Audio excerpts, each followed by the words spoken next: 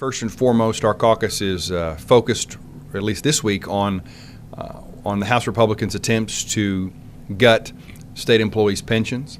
The plan that has been offered up by Representative Randy McDaniel would dramatically reduce pension benefits for state employees, would require those state employees who were forced into the defined contribution system to pay significantly more out-of-pocket money out of their in a situation which they're already underpaid as state employees anyway. It would cause them to pay significantly more out of pocket just to come close to receiving the benefits that they would have otherwise received under a defined benefit plan. Our caucus is opposed to it, and we will oppose it on the floor. We anticipate that bill coming up probably sometime next week, and we will do all we can to ensure that that bill does not pass, because we believe that the manufactured crisis that's being offered out there is just not one that has to be addressed in this way.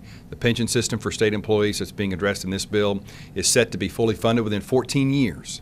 And if we do nothing, if we just get out of the way and allow the system to run its course, it will be fully funded. It's already actuarially sound under the normal rules of actuarial studies when it comes to pension plans. It's over 80% funded.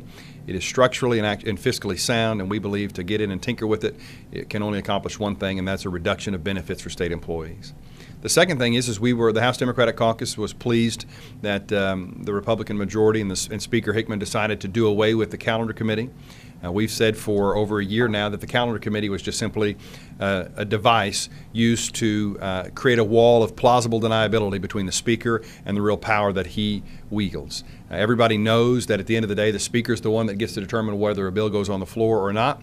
And what the previous Speaker did was establish this Calendar Committee such that if a bill didn't get heard on the floor, he could simply go out and say, well, you all had a chance, I'm sorry. It was the Calendar Committee that killed it, when everyone out here really knew where the real power resided. This eliminates that and puts accountability back in the hands of Speaker Hickman where it belongs, and we were happy to see that committee go away. I'm still puzzled as to why both the Senate and House Republicans want to pass a tax cut that won't take effect for another 2 years.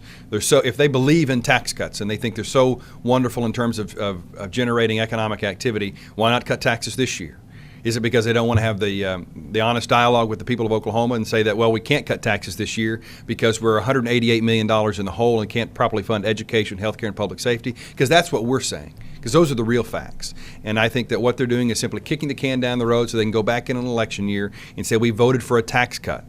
But if the people of Oklahoma look at them and ask them the legitimate question of, well, is the tax cut taking effect today? They'll find out, no, it's not. Well, is the tax cut going to help us pay for public education, health care, public safety? Well, no, it's not. Well, when will it take effect? 2016, 2 years from now. It's really just playing games with people's lives and with the issue of tax cuts for re-election purposes. And while politics gets played out here a lot, it's my opinion that people put us in the office to make wise policy decisions, not to play politics with their lives, and I hope they'll stop.